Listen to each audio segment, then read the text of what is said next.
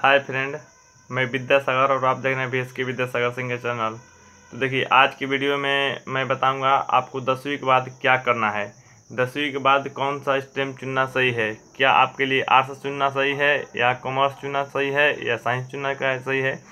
तो देखिए, किसी ने कहा साइंस चुनना सही है, किसी ने कहा आर्ट्स चुनना सही है, तो किसी ने कहा कॉमर्स चुनना सही है। देखिए, मैं आपको बताऊंगा आप क्या चुनिए। तो देखिए, मैं ऐसे ही नहीं बता दूंगा तो आप क्या चुनिए, क्योंकि मैं तो आपको सही तरह से जानता नहीं हूँ।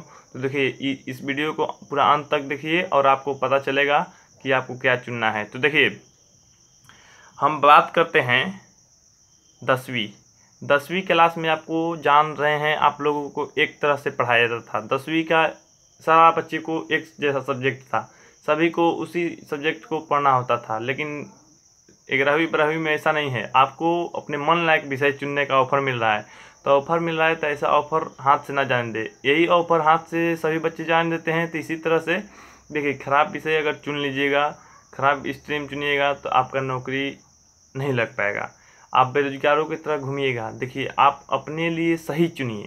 तो आपके लिए सही क्या है, तो देखिए मैं आज बताऊंगा तो आपको चुनना क्या है और कैसे पढ़ना है। तो देखिए,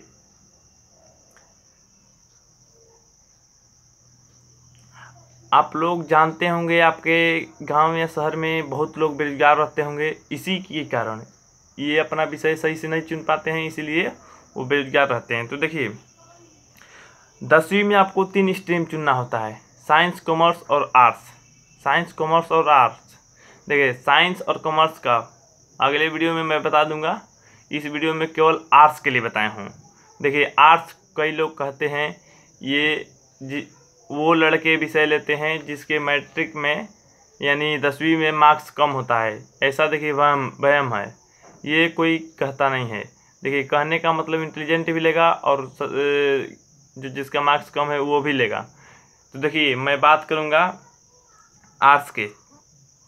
तो देखिए, आर्ट्स आप तभी लीजिए जब आपको वकील, कोर्ट जज और हिंदी संस्कृत के प्रोफेसर बनना है, या अच्छे पॉलिटिकल बनना है, पॉलिटिशियन बनना है तो आप ले सकते हैं। या संस्कृत के प्रोफेसर, हिंदी के प्रोफेसर बता दिए। या आपको म्यूजिक में इंटरेस्ट है तो आर्ट्स में म्यूजिक विषय भी है, म्यूजिक भी ले सकते हैं। तो देखिए, मैं बात करूँगा आर्ट्स वो भी बच्चे लेंगे जिनको जनरल का तैयारी करना है। जनरल जैसे रेलवे का तैयारी करना है, SSC का तैयारी करना है, आर्मी का तैयारी करना है, मतलब जो भी जनरल नौकरी है, जनरल नौकरी की तैयारी करना चाहता है तो आर्ट्स ही ले। आर्ट्स ही उसके लिए बेटर होगा। देखिए, दूसरे को मत सुनिए, दूसरे को मत देखिए तो वो क्या कर रहा है, वही तो वो कर रहा है, उसी के चलते तो उसका नौकरी नहीं लग रहा है, इसी के चलते। तो देखिए, आप मैं बताऊंगा उसी को फॉलो कीजिए और उसी विषय को चुनिए। तो देखिए, आर्ट्स का पहला विषय, देखिए हम विषय की बात करेंगे। आर्ट्स में विषय होता कौन कौन होता है, पढ़ाई कौन सा होता है, कौन सा पढ़ के पढ़ाई कौन सा नौकरी लेंगे, इसी के बारे में मैं बताऊंगा। तो देखिए, आर्ट्स का पहला विषय है हिस्ट्री। हिस्ट्री कहने का मतलब इतिहास। इतिहास में देखिए किन किन चीज़ों को पढ़ाया जाता है। इतिहास में हम लोग जानते हैं पुराने समय या लड़ी गई युद्ध, लड़ाइयाँ के बारे में हमको पढ़ने को मिलता है। तो इसलिए आपको युद्ध के बारे में पढ़ने को मिलता है तो आपको और भी मज़ा आता है पढ़ने में, आपको अच्छा भी लगता है।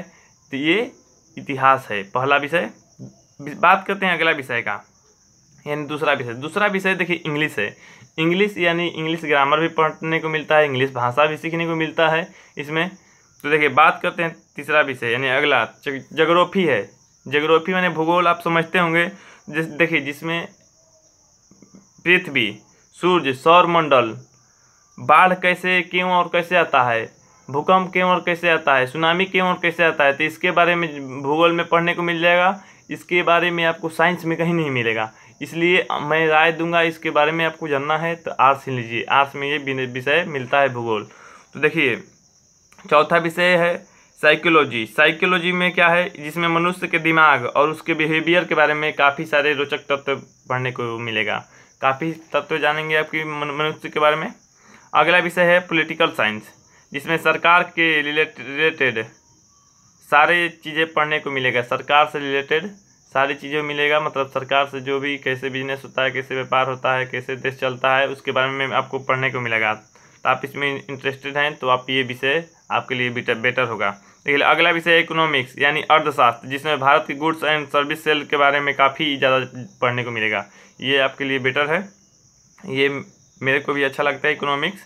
देखिए अगला विषय है संस्कृत, जिसमें संस्कृत भाषा को सीखने को मिलता है। संस्कृत भाषा आपको सीखने के लिए मिलेगा, ध्यान रखिएगा। संस्कृत भाषा सीखकर विद्वान भी बन सकते हैं या कॉलेज के कोई अच्छे नौकरी भी ले सकते हैं। कॉलेज में संस्कृत पढ़ाने वाला रहता है टीचर, वो भी बन सकते हैं। उसके बाद अगला आता है फिलॉसफी, जिसमें आपको इंसान के बारे में बताया जाता है, इंसान के बारे में। तो वो लोग क्या सोचते हैं, कैसे तनाव मुक्त रहें, कैसे सुखी रहें, कैसे खुश रहें, कैसे दुखी रहें। तो देखिए इसमें आपको मिलता है, ये सभी विषय आपको आर्ट्स स्ट्रीम में मिलता है पढ़ने को। देखिए आप लोग समझ गए होंगे आर्ट्स में कौन कौन से विषय मिलता है। तो देखिए मेरा साइंस का अगला वीडियो देखने के लिए मेरे चैनल को सब्सक्राइब करिए, और मेरा वीडियो ये अच्छा लगा हो तो लाइक ज़रूर कर लीजिए, लाइक करिएगा। उसके बाद आपको कुछ भी पूछना हो तो कमेंट ज़रूर करिएगा। देखिए आपका मैट्रिक्स में मार्क्स आता है तो ये तय करना होता है तो मैं क्या लूँ, मैट्रिक्स में मार्क्स से तय नहीं होता है। ये सभी बच्चे गलती बोल रहे हैं, मैट्रिक में मार्क्स से तय नहीं होगा। बस आपको पढ़ना कितना है, पढ़ते कितने हैं, आपके पास पैसा कितना है। देखिए मैं बताऊंगा कितने पैसा में कौन सा विषय सही रहेगा, कितने पैसा में आप कौन सा विषय का तैयारी सही से कर पाएगा, तो इसको बताऊंगा। तो देखिए जब भी मैं अगला वीडियो डालूंगा तो उस वीडियो को देख लीजिएगा, अगर आपको साइंस लेना होगा तब, नहीं तो आर्ट्स लेना है तो आपके लिए बेटर होगा। इसके ही बारे में सही है, मैं बता दूंगा कितना पैसा लगेगा। डेरा लेकर यानी रूम लेकर पढ़ेंगे तो कितना लगेगा, या घर से कोचिंग जाएंगे तो कितना लगेगा, या जैसे भी कोचिंग का किन के पास कोचिंग करना चाहिए, किन टीचरों के पास नहीं करना चाहिए, मैं ये भी बताऊंगा। तो देखिए आज के लिए बस इतना ही। Okay bye, Vande Mataram.